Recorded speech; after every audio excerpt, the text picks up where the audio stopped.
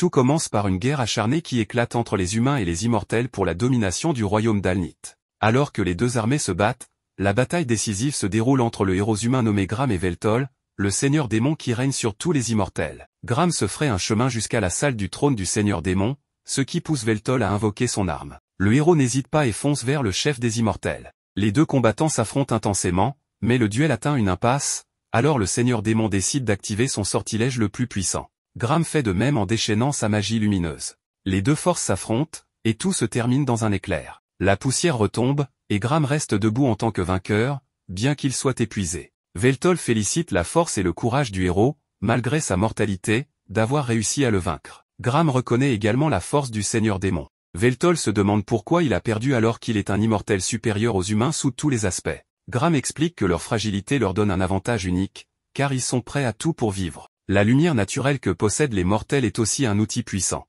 Le seigneur démon déclare que là où il y a de la lumière, l'obscurité doit également exister. Veltol promet d'apparaître indéfiniment dans cette obscurité pour les affronter. Gram jure d'être présent pour l'affronter à chaque fois. Veltol se désintègre à ce moment-là, et le héros rentre chez lui pour se reposer. Le seigneur démon se réveille après une longue pause et est accueilli par Machina, l'une de ses 6 compagnons sombres. Elle révèle qu'elle a attendu son retour pendant les 500 dernières années. Veltol sort du cercueil nu comme au jour de sa naissance, mais il s'équipe rapidement de son ancienne armure. Il est prêt à conquérir Alnith et à régner à nouveau, mais Machina lui annonce que le monde qu'il dominait autrefois a disparu il y a environ 80 ans. Alnith et la Terre, qui se trouvaient dans une autre dimension, ont fusionné, un événement connu sous le nom de la Fantaision, entraînant un bouleversement sismique. Durant les 3 premières années, 90% de la population a été anéantie, ce qui a conduit à l'effondrement des gouvernements nationaux, et les villes sont devenues des États indépendants avec leur propre forme de gouvernance. 2 grandes guerres ont éclaté entre ces cités-États, mais à l'heure actuelle, elles vivent une période de guérison de ces conflits. La Terre possédait une technologie avancée, tandis qu'Alnith maîtrisait la magie technologie, ces deux systèmes se sont naturellement fusionnés, entraînant des avancées rapides. L'année actuelle est l'an 2099 de l'ère fusionnelle. Veltol est stupéfait lorsqu'ils sortent dans le centre-ville, les énormes gratte-ciel, les lumières néons et les voitures volantes laissant le seigneur démon sans voix. Il ne peut pas croire que la civilisation mortelle ait autant progressé. Machina se fait bousculer par un grand gaillard alors qu'elle essaie d'empêcher le seigneur démon de s'éloigner. Veltol est choqué par l'insolence de l'homme qui ose entrer en collision avec l'un des 6 compagnons sombres. Le démon se prépare à lancer un sort pour faire payer les mortels pour leur insolence. Il exige qu'il contemple l'incantation magique que lui seul peut utiliser. Machina essaie de l'arrêter, mais il lance le sort vers le ciel, ne faisant que disperser les nuages. Tout le monde remarque qu'il s'agit de magie météorologique et commente qu'il y a toujours quelqu'un d'idiot qui fait quelque chose de stupide quelque part dans la métropole. Son sort est annulé, et une alarme se déclenche alors que Machina l'informe qu'il est interdit d'utiliser la magie suprême à l'intérieur de la ville. Elle le traîne en l'éloignant de la zone avant qu'il ne s'attire des ennuis. Veltol arrête de se plaindre de la fuite quand il remarque quelqu'un qui lui rappelle son ancien ennemi. Elle continue l'exposition une fois qu'ils sont en sécurité. Machina révèle que les immortels ont accepté un cessez-le-feu avec les humains après sa disparition. Lorsque la fantaisie s'est produite, les citoyens du royaume immortel se sont dispersés et ont déménagé dans les grandes villes. Les grandes industries ont lancé une campagne pour chasser les immortels. Machina insère une cartouche dans un dispositif à l'arrière de son cou et montre des articles rapportant que les immortels étaient traités comme des créatures viles plutôt que comme des personnes, ce qui a rapidement conduit au développement d'armes anti-immortelles. Cette invention a presque exterminé les immortels. Veltol veut savoir ce qui est arrivé aux autres membres des 6 compagnons sombres. On lui révèle que tous les piliers sont portés disparus. Xenol s'est sacrifié en se jetant sur l'ennemi pour permettre à Machina de s'échapper, car seuls elle et Ralshin savent comment ressusciter le seigneur démon. Veltol n'est pas surpris d'apprendre cela, sachant que la loyauté de Xenol a toujours été profonde. Il demande des nouvelles de Marcus, le dernier membre des 6. Machina devient nerveuse et tente de changer de sujet en offrant au seigneur démon une boisson pour apaiser sa gorge, irritée par l'air pollué. Elle sait que cela n'affecte pas son maître, mais elle le supplie tout de même d'attendre. Veltol apprécie les publicités sur les panneaux lorsqu'il remarque les terres dans l'air se rassembler autour de Takahashi. Elle claque des doigts et change toutes les publicités en vidéos indécentes. La femme rit doucement en se préparant à partir, mais Veltol attire son attention et lui demande pourquoi elle a fait cela. Takahashi fait semblant d'ignorer la question, jusqu'à ce qu'il lui fasse remarquer qu'il a vu les terres vaciller autour d'elle juste avant que les projections ne changent. Elle est stupéfaite d'apprendre qu'il a découvert son piratage à partir de ces fluctuations et refuse de le croire. Elle exige de savoir qui il est, alors Veltol ouvre grand les bras en proclamant qu'il est le seigneur démon. Takahashi pense qu'il plaisante et lui demande sa véritable identité. Il ignore sa demande en affirmant qu'il ne comprend pas le principe derrière ce qu'elle a fait, même s'il peut le percevoir, et qu'il peut dire qu'elle est une experte. En entendant cela, elle devient timide et essaie de se montrer modeste. Elle baisse sa garde et explique que ce qu'elle a fait s'appelle le piratage des terres. Takahashi ajoute qu'elle prend des missions dangereuses et potentiellement mortelles parce qu'elle est une pirate des terres. Il existe un défaut fatal dans le programme des affichages holographiques fabriqués par IMI, qui sont majoritairement utilisés dans la ville de Shinjuku. Elle donne ensuite une longue explication sur le fait qu'elle fait cela en guise de protestation contre IMI, qui impose des réglementations strictes et des filtres sur Internet. La hackeuse est d'avis qu'Internet devrait être un espace de véritable liberté. Mais Veltol n'a pas de temps à perdre avec ce qu'il considère comme des absurdités. Il veut seulement savoir où il peut trouver Marcus. Takahashi pointe l'un des plus hauts bâtiments, informant le seigneur démon qu'il pourrait y trouver sa cible. Il arrive à Ishimaru Heavy Magic Industries, alias IMI. Le seigneur démon se dirige vers la réceptionniste robotique en demandant Marcus. L'assistante de ce dernier, Kinohara, descend pour révéler qu'il l'attendait. Ils prennent un ascenseur où il apprend que la mascotte de l'entreprise, Ishari, est la créature qu'il a vue dans le hall. Kinohara révèle qu'il prévoit de lancer une campagne autour d'elle. Leur conversation s'arrête lorsqu'ils arrivent au dernier étage. Veltol entre, et Marcus remarque que cela fait longtemps. Veltol rappelle à son subordonné qu'il est irrespectueux de rester assis en s'adressant à lui. Marcus questionne le seigneur démon sur ce qui l'amène dans son bureau. Le seigneur démon est surpris qu'il ne célèbre pas sa résurrection et aborde le sujet principal, il veut que Marcus l'aide à reconstruire le royaume immortel pour qu'il puisse dominer le monde à nouveau. En entendant cela, Marcus éclate de rire avant de refuser simplement. Il ne s'adresse même pas à son roi avec respect, l'appelant simplement par son prénom. Veltol recule pour lancer un sort en réponse à cette insolence, mais Kinohara invoque son épée de dragon et coupe la main du seigneur démon alors qu'il esquive. Il est surpris de la voir utiliser la magie de forge d'armement, mais son patron lui ordonne de se retirer. Marcus note à quel point Veltol s'est affaibli, car dans le passé, cette coupure aurait été scellée aussitôt infligée, et il n'aurait même pas perdu une goutte de sang. Marcus pense que c'est une blague si Veltol croit pouvoir affronter son monde avec son pouvoir actuel. Il révèle que la foi et la peur qui donnaient à Veltol son autorité ont depuis longtemps disparu. Marcus n'a pas l'intention de se soumettre à un chef aussi faible et lui ordonne de disparaître de sa vue, mais il pourrait coopérer s'il le supplie. Le seigneur démon accumule son pouvoir en rappelant à Marcus qu'il ne peut pas le vaincre. Cependant, le sort de Veltol est immédiatement brisé à sa grande surprise. Marcus déclare qu'il est 2 étapes trop lent. Le traître révèle que l'implant familia est la raison pour laquelle il peut lancer des sorts sans incantation, ce qui était auparavant une capacité exclusive à Veltol. Il est de notoriété publique qu'il faut 5 étapes pour activer la magie, l'initialisation, la construction, l'expansion, l'incantation et la proclamation. L'implant familia permet de sauter 3 de ces 5 étapes. Ceux qui ont l'implant n'ont qu'à sélectionner la magie qu'ils souhaitent utiliser et l'activer avec une simple proclamation. Cela a rendu la magie accessible à des personnes de toute race et âge. Marcus révèle qu'il a conçu l'implant familia de sorte qu'il ne puisse pas fusionner avec les corps d'êtres incorporels supérieurs comme Veltol, afin de conserver cet avantage. Il annule à nouveau le sort du seigneur démon lorsque celui-ci tente d'attaquer. Marcus reconnaît l'aptitude naturelle de son ancien maître à traiter la magie, mais son invention est plus rapide, rendant Veltol plus lent que tout le monde dans ce monde. Le seigneur démon veut savoir pourquoi Marcus fait tout cela. Marcus révèle qu'il ne lui a jamais prêté allégeance, il n'a jamais aimé Veltol parce qu'il était tyrannique, arrogant et supérieur à lui dans tous les domaines. Servir comme vassal pendant si longtemps l'a tourmenté. Veltol, essayant de garder son calme, se demande comment il a pu être aveugle à cette animosité. Le directeur de l'entreprise en a assez de son ancien maître et le projette du dernier étage avec son épée de sang, avant de le faire exploser pour s'assurer que le travail est bien fait. Il estime que le fantasme de l'ancien seigneur démon touche à sa fin, ce qui signifie qu'il peut désormais devenir le véritable seigneur démon.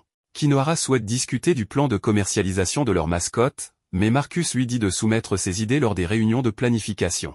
Pendant ce temps, Veltol lutte pour se rétablir dans une ruelle à cause de ses blessures. Il remarque que sa régénération est trop lente. Il tombe sur des voyous, et leur chef le frappe parce qu'il se sent offensé. Machina le cherchait frénétiquement tout ce temps, et le vacarme attire son attention. Elle arrive et le trouve allongé sur un tas d'ordures, les voyous riant de lui. Veltol se rappelle les défaites qu'il a subies dans son ancien monde. Il s'appuie sur Machina alors qu'ils prennent le train pour rentrer chez elle. Cela la peine de le voir dans un tel état. Elle s'excuse de ne pas lui avoir parlé de la trahison de Marcus, car cela l'a conduit à souffrir, mais il accepte la façon dont il a découvert la vérité. Il sait qu'il aurait eu un désir plus grand de rencontrer Marcus pour le confirmer si elle le lui avait dit. Ils arrivent chez elle, et il pense que tout le bâtiment lui appartient en faisant remarquer qu'il manque de charme, mais qu'ils peuvent s'en accommoder. Il la félicite même d'avoir pu obtenir une telle propriété à l'ère actuelle. Elle ne dit rien et le conduit à son petit appartement. Veltol croit que c'est un entrepôt, mais elle lui dit clairement que c'est sa résidence.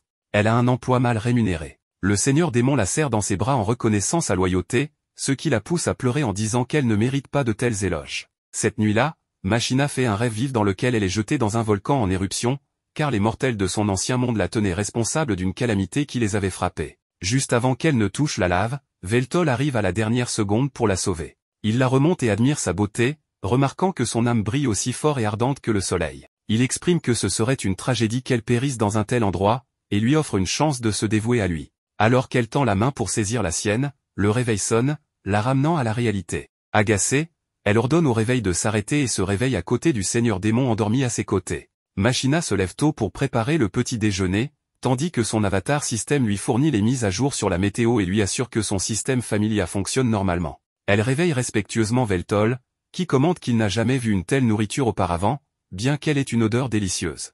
Après avoir goûté à tout ce qui est sur l'assiette, il admet qu'il apprécie, ce qui rend Machina heureuse. Elle lui sert ensuite du thé pour aider à faire passer le repas. Pendant le petit déjeuner, Veltol demande des nouvelles des autres immortels. Machina révèle que beaucoup ont récemment disparu, et elle a perdu le contact avec ses proches Z, Ornar et Palmlock. Elle espère qu'ils sont simplement en train de se cacher. Elle rassure le seigneur démon en lui disant que les chasses aux immortels ont pris fin il y a des décennies et que l'antipathie des humains envers leur espèce a diminué. Le but principal des chasses était de consolider la position de Marcus, et maintenant qu'il est au sommet, il n'a aucune raison de les relancer. Lorsque Machina a visité les chambres de ses Z après avoir perdu le contact, elle a trouvé des signes de lutte et des notes griffonnées à la hâte mentionnant un fourneau à immortels. Elle prie pour leur sécurité. Alors que Veltol tend la main pour prendre son thé, il le renverse accidentellement, n'étant pas encore complètement remis de ses blessures. Il note que ce ne sont pas seulement ses capacités de régénération qui sont affaiblies, tous ses pouvoirs ont diminué depuis sa résurrection. S'il avait été à pleine puissance, son sort météorologique aurait complètement dégagé le ciel.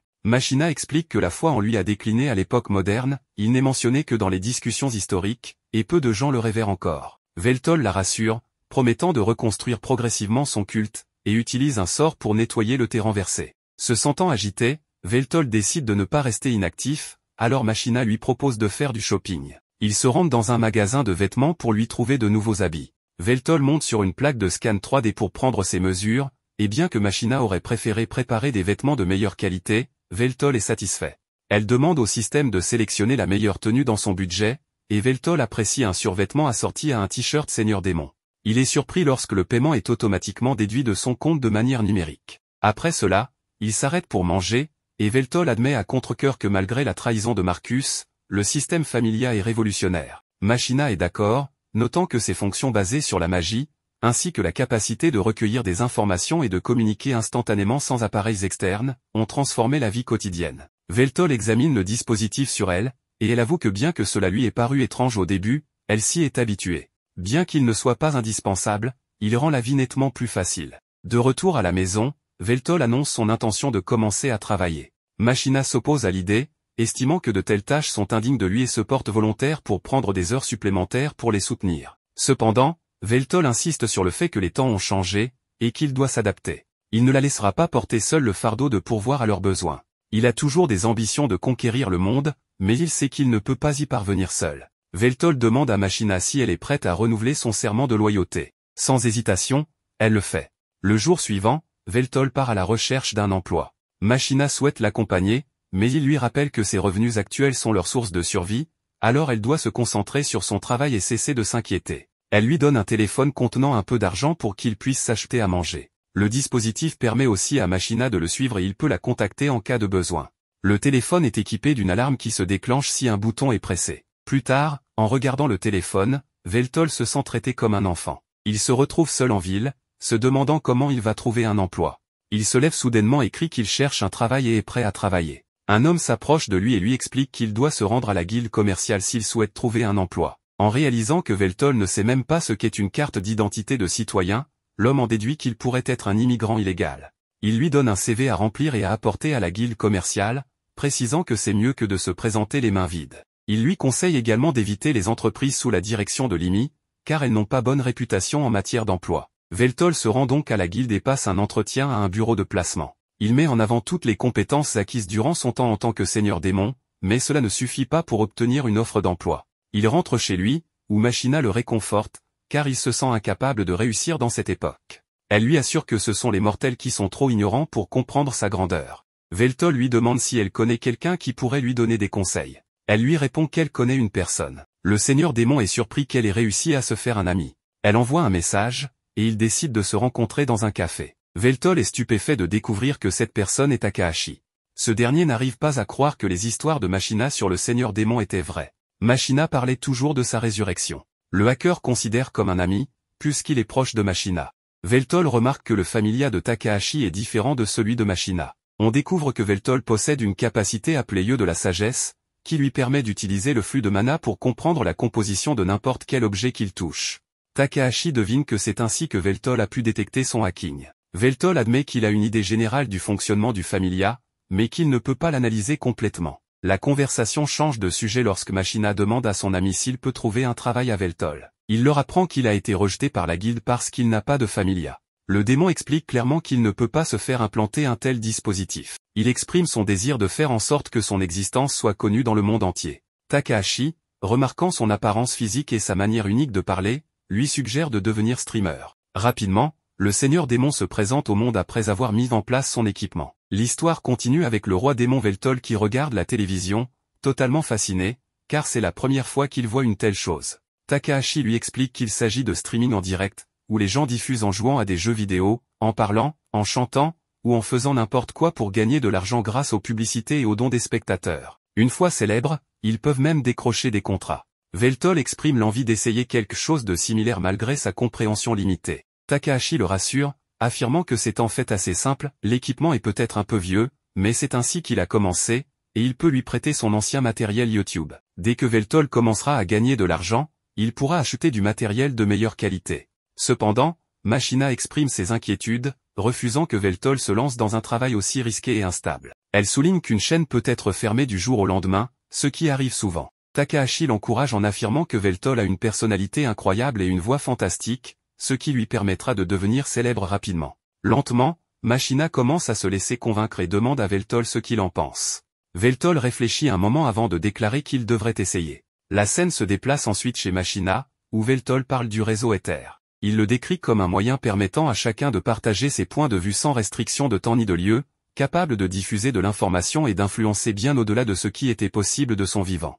Il affirme cependant qu'il est pratiquement impossible de discerner la vérité dans le flot écrasant d'informations partagées, et que les gens sont emportés vers une conscience collective sous le prétexte de la liberté. Cette prise de conscience partagée devient teintée de paresse et de malveillance, les entraînant vers le fond. En d'autres termes, ce monde peut être dirigé vers n'importe quelle fin jugée appropriée. Alors qu'il se tourne vers Machina, il la trouve en train de siroter un jus, à peine attentive. Elle s'excuse en expliquant que cette posture est la forme ultime d'excuse. Il lui dit de se lever, ajoutant qu'elle n'a pas besoin de faire cela. Elle le remercie, exprimant qu'après avoir vécu seule si longtemps, elle ne se sent plus seule maintenant qu'il est là. Elle s'excuse à nouveau pour son comportement impoli, et il la rassure, affirmant que chacun a sa propre nature. Plus tard, Takahashi arrive et livre le matériel via des drones, affirmant que cet équipement devrait convenir. Machina reste inquiète quant à la rentabilité d'un live stream.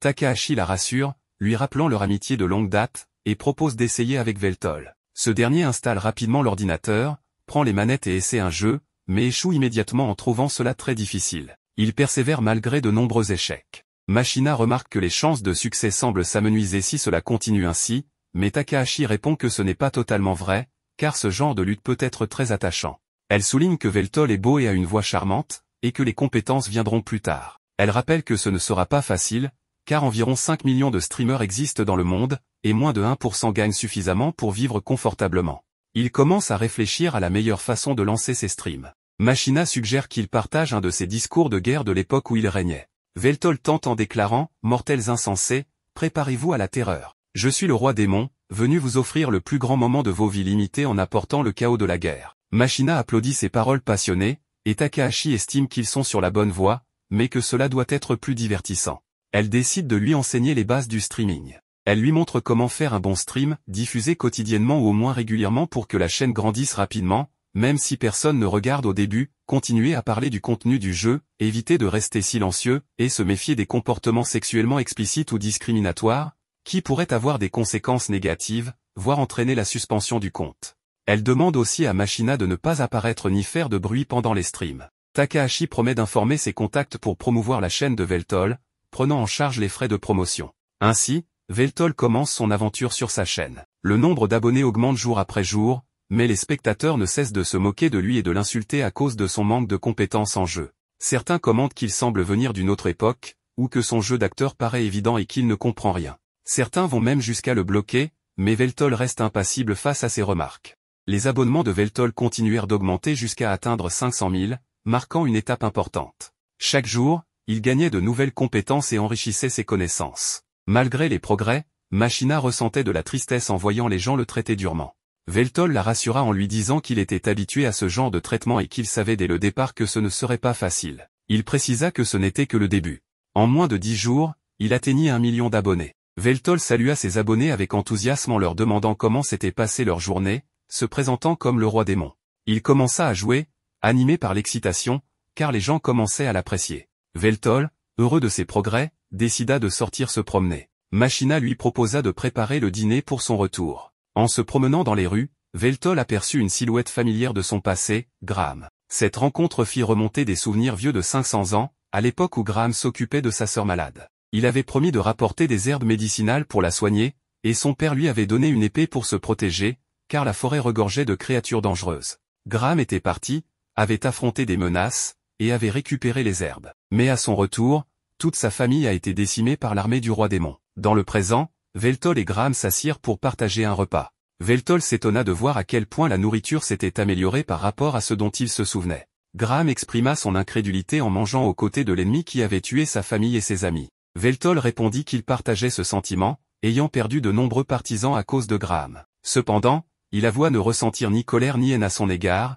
et se montra curieux de savoir comment Graham était encore en vie, sans être immortel. Il rappela que Graham, après l'avoir vaincu, avait évoqué la beauté de la vie à travers la lutte pour tirer le meilleur parti du temps limité. Graham expliqua qu'il n'était pas immortel, mais qu'il avait reçu la bénédiction de la jeunesse éternelle en récompense de sa victoire. Après cela, il avait été banni et contraint de tuer de nombreux êtres, immortels et mortels. Il précisa qu'il n'y avait plus de place pour un héros dans un monde qui n'en avait plus besoin. Graham interrogea ensuite Veltol sur les raisons qui le poussaient à rechercher la domination mondiale. Veltol expliqua qu'il souhaitait instaurer la paix en mettant fin au conflit entre mortels et immortels, ces derniers ayant été persécutés et craignaient à cause de leur nature. Graham n'était pas d'accord, mais remercia Veltol pour le repas et partit. En s'éloignant, Veltol murmura que l'existence de Graham prouvait en quelque sorte la sienne. Dans une autre scène, Veltol marchait dans la rue lorsqu'il entendit Takahashi en pleine dispute. Elle exigeait une augmentation du paiement pour s'occuper des Yakuza, sinon elle refuserait le travail. L'homme, arrogant, provoqua la colère de Takahashi,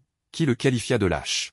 Le géant leva la main pour la frapper, mais Veltol intervint, bloquant son geste et l'intimant de reculer. Le géant le reconnut et tenta de le menacer, mais Veltol répliqua avec un coup puissant, le laissant à terre, incapable de bouger. Takahashi le remercia et Veltol lui demanda des informations sur l'homme. Elle expliqua qu'il était censé être son garde du corps, mais qu'il ne causait que des problèmes. Elle suggéra à Veltol de la remplacer, ajoutant qu'elle le paierait pour ce travail. La scène suivante montre Kinohara rapportant à son commandant que la purge avait été achevée et que le plan avançait sans accroc. Elle évoqua également la possibilité de créer un halo prochainement, et le commandant annonça qu'il participerait. Dans un autre moment, Veltol demanda à Takahashi des détails sur son activité. Elle révéla qu'il s'agissait de vol. Veltol comprit qu'il devait distraire les gardes pour permettre à Takahashi de voler en toute sécurité. Elle sourit devant son esprit vif. Pendant qu'elle se faufilait pour observer les lieux, Veltol détruisit un mur métallique et neutralisa un garde en le projetant au sol. Takahashi, impressionné, ne cacha pas son étonnement devant sa force. Alors que les Yakuza essaient de découvrir l'identité de Veltol, le seigneur démon confirme avec Takahashi si la petite boîte que les criminels convoitent est bien l'objet qu'ils sont venus voler. Elle est plus surprise de constater qu'il peut communiquer avec elle à travers son familia, bien qu'il n'en ait pas lui-même. Veltol révèle qu'il peut reproduire les communications d'Ether par magie. Désireux de montrer la puissance que lui confère 1 million d'abonnés, il lui annonce qu'il va neutraliser les quelques cibles présentes et prendre l'objet. Le seigneur démon fait une introduction en tant que streamer, ce qui les déconcerte. Ils ne le reconnaissent pas et commencent à l'insulter, le traitant même de chienne aux cheveux longs. L'un des gangsters sort son arme et commence à tirer sur Veltol, mais il détourne toutes les balles avec sa magie, ce qui les laisse incrédules. Passant à l'offensive, il neutralise rapidement 2 hommes. Takahashi change ensuite la perspective de l'un d'eux en piratant son familia, le poussant à tirer sur l'un de ses collègues. Cela laisse cet homme vulnérable à une frappe de pied de Veltol. Le hacker est impressionné par sa performance et commence à croire qu'il est le véritable seigneur démon. Veltol examine leurs armes tandis que Takahashi se prépare à venir récupérer le cube, mais il lui demande de ne pas encore se montrer. Soudain, Veltol est projeté hors de l'entrepôt par une entité camouflée. Il tire quelques balles sur son nouvel adversaire, qui désactive son camouflage, révélant une magie no gear de 4e génération appelée Ashhead Down. Takahashi est abasourdi, car aucun Yakuza ne devrait posséder une telle arme, seules les forces spéciales de la garde de la ville en sont équipées. Veltol la trouve magnifique, mais le hacker le prévient de fuir. Confiant, il continue de tirer pour estimer l'état de son pouvoir original. Le robot riposte avec une arme surchauffée en forme d'épée. Veltol esquive les tirs et contre-attaque avec une explosion magique, bien qu'il sache déjà que cela ne suffira pas à détruire un tel robot. Comme prévu, le robot bloque l'attaque avec un bouclier. Le seigneur démon est certain qu'il aurait pu percer ses défenses s'il était à pleine puissance. Il décide alors de prendre les choses au sérieux en équipant son armure de combat et en invoquant une arme en forme de lance. Hachette Down transforme son arme en une épée surchauffée, et le pouvoir qui en émane inquiète Takahashi pour la sécurité de Veltol. Mais le seigneur démon, excité par le défi du robot, se lance dans un combat rapproché intense. Impressionné par la compétence de son adversaire, Veltol l'encourage à combattre à pleine puissance. Hachette Down charge son épée et, dans un éclair, parvient à couper le bras et la tête du seigneur démon. Le robot, croyant avoir éliminé sa cible, se prépare à récupérer l'objet, mais il est troublé de voir la tête du seigneur démon le narguer, lui disant que le combat n'est pas fini. Veltol explique que le pilote du robot a peut-être subi un entraînement rigoureux mais qu'il manque d'expérience réelle au combat. Après avoir rattaché ses membres, Veltol invoque son épée principale et découpe rapidement le robot. Ce dernier, réalisant son échec, s'éteint en signalant sa défaite. Takahashi sort de sa cachette après la bataille. Veltol lui remet le cube, mais elle est légèrement troublée par ce qu'elle vient de voir. Le seigneur démon est impressionné par les armes dont les humains disposent, qui peuvent élever leur puissance à un tel niveau. Il trouve cette époque terrifiante. Le hacker, quant à elle, considère Veltol comme un phénomène pour avoir vaincu un Hachette Down à lui seul. Cependant, elle panique en remarquant qu'il s'agit d'une unité de Limi, indiquant leur implication dans cette affaire, ce qui aggrave les risques. Elle regrette même d'avoir accepté ce travail. Examinant de plus près le dispositif de stockage, elle révèle qu'il est fait de mithril. Veltol trouve cela un peu contraire à l'éthique, mais elle précise que le client s'attendrait à ce qu'elle l'examine. Elle l'ouvre, et bien qu'il paraisse vide au départ, Takahashi utilise ses compétences de piratage pour dévoiler son contenu, une liste d'immortels. Veltol reconnaît certains noms sur la liste comme étant ceux de ses sujets, mais est soulagé de ne pas y trouver le nom de Machina. Takahashi tente de joindre son client pour en savoir plus, sans succès. Il décide donc de se rendre à son immeuble. Situé au 13e étage, Eju est bien connu dans leur milieu, et le hacker utilise ses compétences pour accéder au bâtiment. Veltol, quant à lui, confesse qu'il aime appuyer sur les boutons dans l'ascenseur, alors elle le laisse faire. Une fois arrivé, Takahashi trouve étrange que Veltol lui dise que les pièges au sol sont désactivés, et il se méfie davantage en voyant la porte d'entrée ouverte. Une odeur nauséabonde les accueille lorsqu'ils entrent, et ils avancent prudemment jusqu'à trouver Eju dans une pièce dédiée aux ordinateurs. Il est trop tard, Eju a été éliminé. Veltol le reconnaît comme l'homme qui lui avait offert un travail, mais en examinant ses blessures, il constate qu'il a été poignardé au cœur et au cou. Les blessures semblent dater de plusieurs jours, ce qui indique un meurtre professionnel. Takahashi suppose que quelqu'un aurait pu engager un assassin par vengeance, mais cela n'explique pas la destruction de son familia. Ils en concluent que l'objectif principal était probablement de voler les informations du dispositif de stockage. Le hacker pense que cela pourrait être lié au travail qu'elle a accepté. Elle est convaincue qu'Eju avait stocké des données ailleurs, car le familia, toujours en ligne, est le pire endroit pour cacher des informations. En cherchant un peu, elle découvre un compartiment caché contenant un ordinateur portable. À sa grande surprise, il n'y a pas de mot de passe, mais tous les fichiers semblent corrompus. Veltol remarque quelque chose d'étrange dans l'agencement des fichiers. Takahashi découvre une astuce, et d'autres dossiers disparaissent pour révéler une vidéo préenregistrée par Eju. Dans cette vidéo, Eju commence par indiquer que s'il la visionne, c'est qu'il est probablement mort. Il va droit au but, une terrible menace plane sur la ville. Le réacteur d'éther, qui alimente la métropole, repose sur un réseau de lignes d'éther naturelles. Comme elle ne suffisait pas, un nouveau projet énergétique a vu le jour, le projet de fournaise d'immortels. Ce projet consiste à brûler des immortels, dont les âmes libèrent de grandes quantités d'éther lorsqu'elles sont consumées, fournissant ainsi une énergie équivalente à celle de milliers de mortels. Plus l'immortel est puissant, plus l'énergie produite est grande. Les individus ayant participé à la création de cette fournaise ont également été éliminés pour garder le secret. Eju révèle que ceux de Limi appellent les immortels du bois de chauffage, et que Limi est constamment à la recherche de carburant. Dans le passé, Eju a échappé à un assassin alors qu'il rassemblait des informations sur ce sujet. Récemment, il a appris que les Yakuza vendaient une liste d'immortels connus à Limi, ce qui indique qu'il manque de bois. Enragé d'entendre cela, Veltol réalise l'ampleur de l'horreur qui se cache derrière ce projet. Takahashi propose de signaler le corps de Eju à la garde de la ville pour qu'il s'en occupe. En quittant les lieux, Veltol essaie de joindre Machina pour la tenir informée, mais elle ne répond pas, laissant Veltol envahi par un sentiment de crainte. Pendant ce temps, un drone espionne l'appartement de Machina, toujours en sécurité à l'intérieur, mais sans se douter des événements qui approchent. Alors qu'elle se demande quoi cuisiner pour le dîner, quelqu'un sonne à la porte. Lorsqu'elle ouvre, elle voit le visage hideux de Marcus et le frappe immédiatement avec son sortilège le plus puissant, l'expulsant de chez elle. Cependant, Marcus ne subit aucun dégât et lui rappelle que ce n'est pas ainsi qu'on accueille un vieil ami. Machina sort, portant son armure démoniaque, et ordonne à Marcus d'arrêter de jouer les idiots, sachant qu'il est là pour la détruire. Elle désactive son familia et se déconnecte avant d'attaquer Marcus. Elle lance un sort puissant sous ses pieds, mais il évite facilement l'attaque et invoque des épées de sang pour la frapper. Machina réplique avec des flèches magiques, neutralisant ainsi son attaque. Marcus remarque qu'ils sont à égalité, mais Machina bondit soudainement et lui saisit la main, y plantant un sort qu'elle fait exploser, envoyant son bras voler. Il le régénère presque instantanément et invoque une forme avancée de ses épées de sang. Machina se protège avec une barrière magique, mais Marcus fait exploser les épées avec un claquement de doigts. Malgré l'ampleur des explosions, Machina reste indemne et plaisante qu'elle aurait dû souscrire une assurance incendie pour son domicile, précisant qu'elle enverra la facture à Amy. Une voix lui répond de l'envoyer directement au PDG. Soudain, la secrétaire de Marcus surgit de la fumée pour attaquer Machina, mais cette dernière esquive grâce à un sort d'illusion, sachant bien que Marcus n'aurait pas osé venir seul. Alors qu'elle est sur le point de se débarrasser de la secrétaire, Marcus utilise une capacité spéciale de son familia pour interrompre son sort, et la secrétaire en profite pour la poignarder dans le dos, l'immobilisant au sol. Machina perd toute sa force, incapable de bouger, tandis que Marcus félicite sa secrétaire, qui lui reproche d'avoir été trop joueur et de ne pas avoir désactivé la familia de Machina dès le début.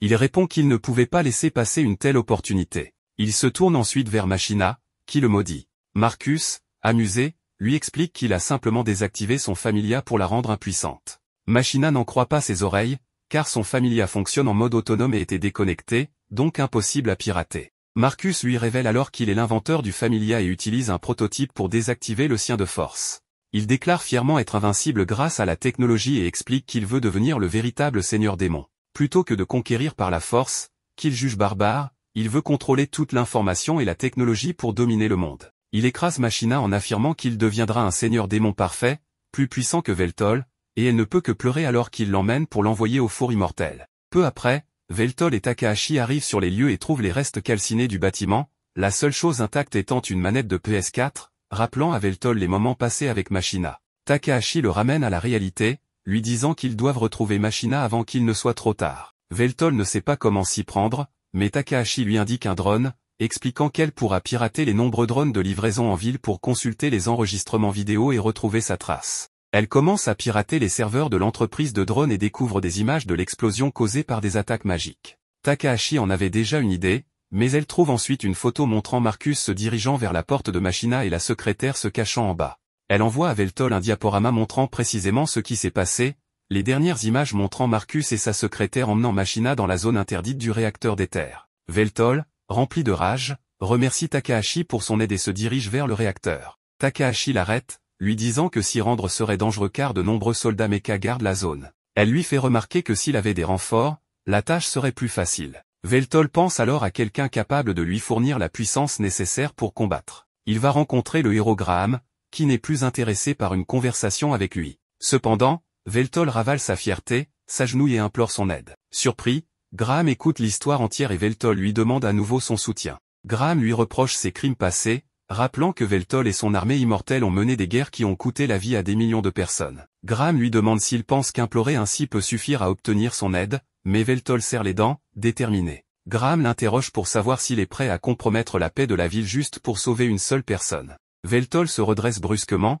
déclarant que seuls les faibles font de tels choix et qu'il sauvera Machina avant de résoudre les problèmes de la ville, car elle deviendra un jour son territoire en tant que seigneur démon. Ces mots touchent Graham, qui descend les marches en disant qu'il ne fait pas cela pour Veltol mais pour aider une femme en danger, comme un héros doit le faire. Ils se dirigent ensemble vers un quartier peu fréquenté, car Takahashi a trouvé un raccourci vers le four. Elle ouvre la porte pour eux, mais ils découvrent que le chemin ressemble à un donjon complexe. Takahashi n'a pas les détails du donjon, et Veltol n'est expert qu'en création de donjons. Graham, qui a conquis des milliers de donjons, utilise une compétence d'autocartographie pour scanner instantanément le donjon et créer une mini-carte. Veltol est surpris par cette compétence unique, et Graham lui explique qu'il l'a développée après s'être lassé d'explorer des donjons lors de son époque d'aventurier, ce qui irrite Veltol. Fatigués de leurs disputes inutiles, Takahashi leur crie dessus, leur rappelant de se concentrer sur Machina. Le sort d'autocartographie de Graham termine rapidement, générant une carte détaillée du donjon.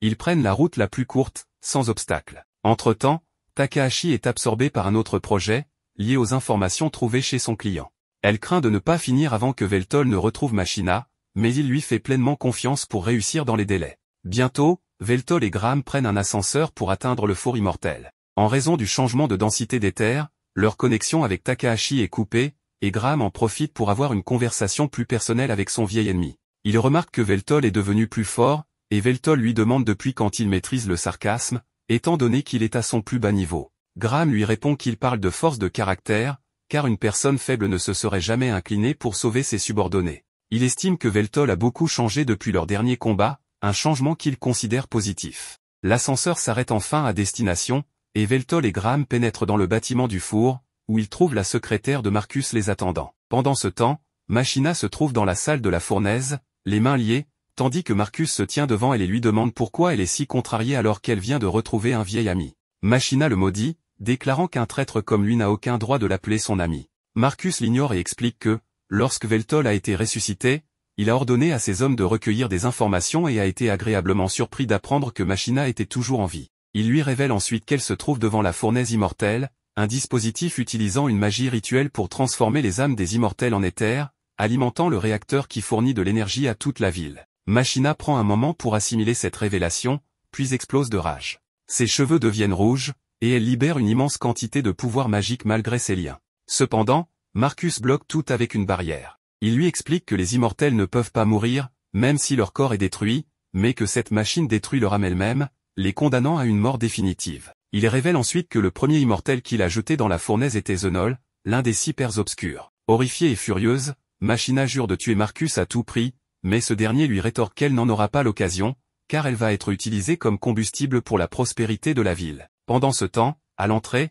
la secrétaire Kinohara retient Veltol et Graham. Elle remarque qu'elle ne s'attendait pas à voir le seigneur démon en personne, et encore moins accompagné du héros. Graham dit à Veltol d'avancer pendant qu'il s'occupe de Kinohara. Bien qu'il soit passé son apogée, il prétend qu'il peut facilement gérer une femme qui devrait manier un couteau de cuisine plutôt qu'une épée. Veltol le traite d'idiot misogyne et le prévient de ne pas être trop sûr de lui, car Kinohara pourrait rivaliser avec Zenol en termes de maîtrise de l'épée. Graham, sûr de lui, affirme que ce sera un jeu d'enfant et dégaine son épée rouillée. Kinohara, offensé, le traite de fantôme avant de se déplacer rapidement derrière lui, dégainant son épée et attaquant dans le même mouvement. Graham part son attaque, et Veltol en profite pour entrer. Kinohara tente de le suivre, mais Graham lui barre la route et la repousse d'un coup d'épée. Veltol lui dit de ne pas mourir durant ce combat, tandis qu'il saute dans le vide. Kinohara déclare à Graham que son époque est révolue et qu'elle va le reléguer au passé. Elle active alors un sort semblable à une expansion de domaine, aveuglant Graham avec une lumière éclatante avant de l'attaquer et de l'envoyer contre un mur. Graham en sort indemne,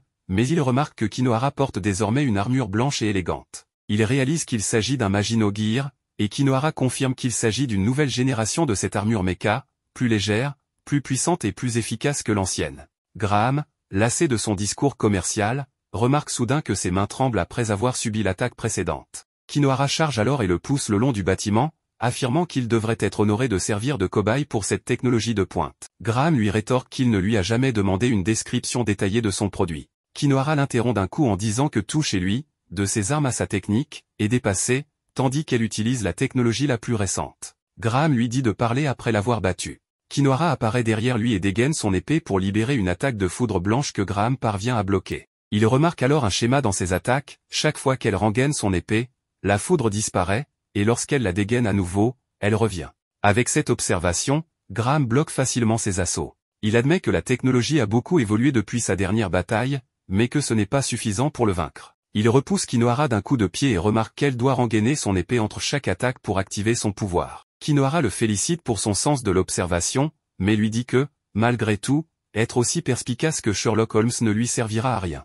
Elle rengaine à nouveau son épée et dit à Graham que, même s'il connaît son secret, il ne pourra pas la vaincre. Elle le charge, forçant Graham à reculer tout en parant ses attaques. Kinohara décide de changer de stratégie et l'attaque par derrière, mais il part ce coup aussi. Il trouve soudain une opportunité lorsque l'épée de Kinohara touche le sol, il pose son pied dessus pour la bloquer et utilise immédiatement un sort de terre, faisant surgir des pics rocheux pour l'attaquer. Cependant, Kinohara les tranche facilement et lui dit que cela ne sert à rien contre elle. Graham utilise alors la magie de glace pour la geler, mais Kinohara fait fondre la glace sans effort. Elle lui affirme que toutes ses attaques sont inutiles. Graham saute alors sur elle et frappe de toutes ses forces avec son épée. Kinohara bloque l'attaque, mais Graham en profite pour lui lancer une boule de feu à bout portant, la projetant violemment en arrière. Malgré l'impact puissant, Kinohara et son armure restent intacts, mais son orgueil, lui, est blessé. Graham enfonce encore le couteau dans la plaie en disant que les tactiques qu'il vient d'utiliser datent de 500 ans, et qu'elles fonctionnent toujours sur elle, malgré ses prétentions d'être moderne et avancée. Furieuse, Kinohara charge sur Graham de manière imprudente, et cette fois, il réussit à la toucher. Elle commence alors à préparer son attaque la plus puissante, prête à le tuer, en affirmant que son épée rouillée ne pourra pas arrêter cette attaque. Graham répond que, bien que son épée soit rouillée, tant qu'il y aura quelqu'un qui a besoin de lui en tant que héros, elle brillera à nouveau. Il appelle son épée à se réveiller de son sommeil, et les sceaux magiques qui l'entourent se brisent un à un, révélant sa véritable forme dorée. Kinohara, toujours confiante, charge à nouveau. Mais Graham active le pouvoir doré de son épée et libère une attaque puissante. Une lumière dorée envahit la pièce, et lorsque tout redevient calme, l'épée de Graham est vidée de son énergie, tandis que Kinohara est à genoux. Graham remarque que son armure est vraiment incroyable pour avoir résisté à un coup pareil. L'armure disparaît alors, laissant Kinohara tenir son épaule blessée.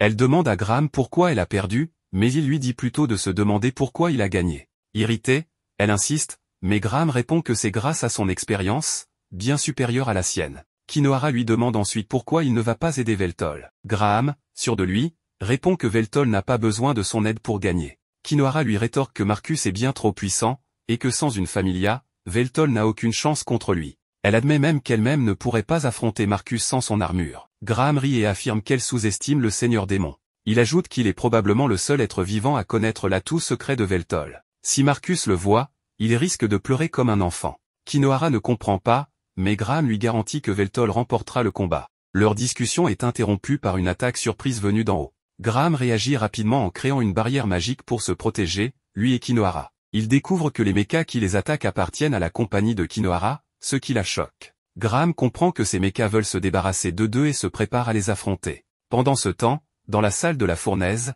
Marcus étrangle Machina près du fourneau.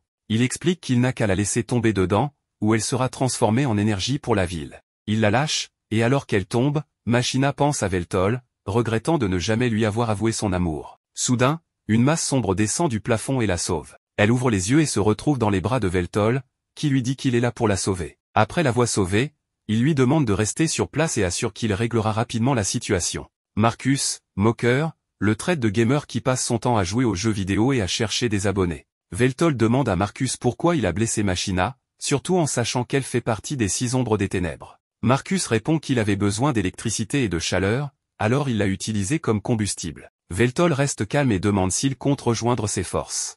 Marcus refuse catégoriquement. À cet instant, Veltol libère son pouvoir, brandit son épée de l'unité et se prépare à en finir avec Marcus. Marcus riposte avec une puissante épée de sang, et son énergie se disperse partout. Malgré cela, Veltol dévie toutes les attaques. Le combat s'intensifie. Marcus transforme ses épées en bombes explosives, provoquant d'énormes destructions. Pourtant, Veltol se montre plus redoutable que Marcus ne l'avait imaginé. Le combat direct commence.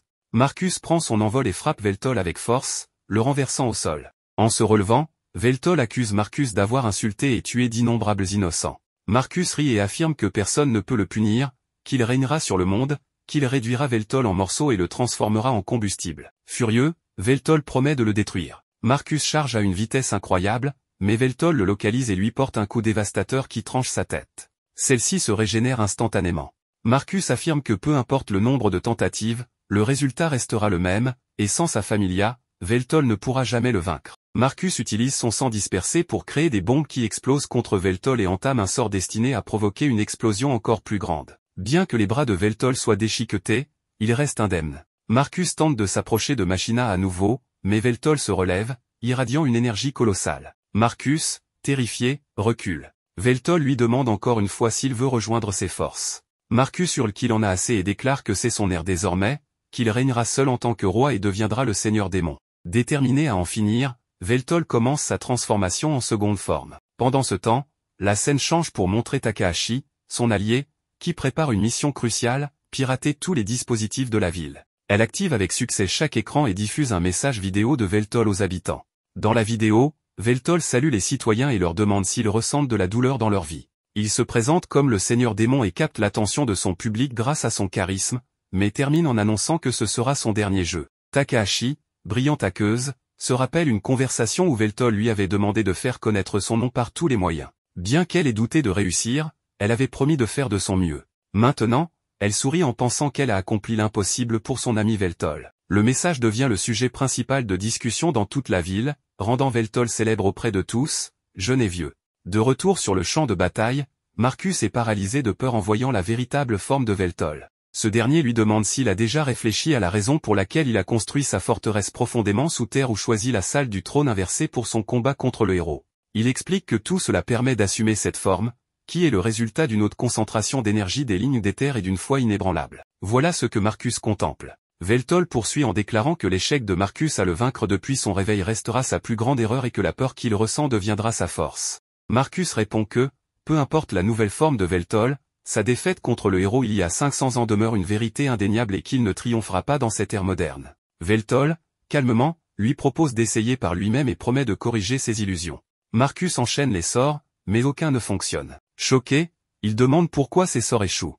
Veltol, esquissant un sourire, lui explique qu'il fait exactement ce que Marcus avait fait pour annuler ses sorts plus tôt et que maintenant, il lui rend l'appareil. Il ajoute que Marcus est en retard d'un pas. Décontenancé, Marcus demande comment il peut lancer des sorts sans incantation ni invocation, affirmant que cette dimension est hors de portée des technologies magiques modernes. Veltol explique qu'en adoptant cette forme, il a pu reproduire les fonctions de la Familia et libérer directement la magie en lui-même. Il précise qu'il ne manque ni de ressources ni de puissance et qu'il peut utiliser autant de magie qu'il le souhaite. Il ajoute que les efforts de Marcus pour le remplacer comme Seigneur Démon ont accéléré les avancées technologiques magiques et que, grâce à cela, il atteint maintenant des niveaux sans précédent de magie sans invocation.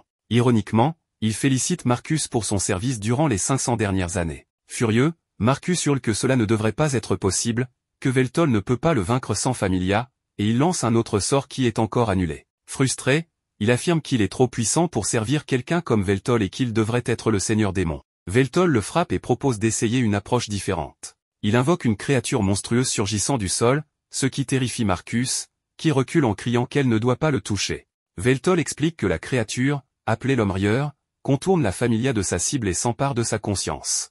Il précise que ce n'est pas une illusion magique mais une image projetée directement dans l'esprit de Marcus. Ce dernier demande si Veltol a vraiment franchi la barrière logique des avancées de la Familia. Veltol rit et admet qu'il trouve Marcus si divertissant qu'il pourrait changer d'avis. Désespéré, Marcus supplie Veltol d'arrêter et promet de rejoindre ses forces. Mais le visage de Veltol s'assombrit, et il lui rappelle qu'il n'y aura pas de troisième chance. Il frappe Marcus avec sa lame. En titubant, Marcus demande si Veltol compte le transformer en combustible et ce qu'il y gagnera. Veltol répond froidement que sa vie alimentera le foyer du Créateur, garantissant son fonctionnement et permettant à cet endroit de perdurer. Enragé, Marcus accuse Veltol de commettre des actes monstrueux similaires aux siens.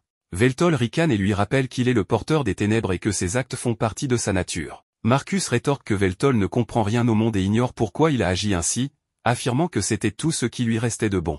Il étale son sang sur le visage de Veltol et tente un dernier sort, mais en vain.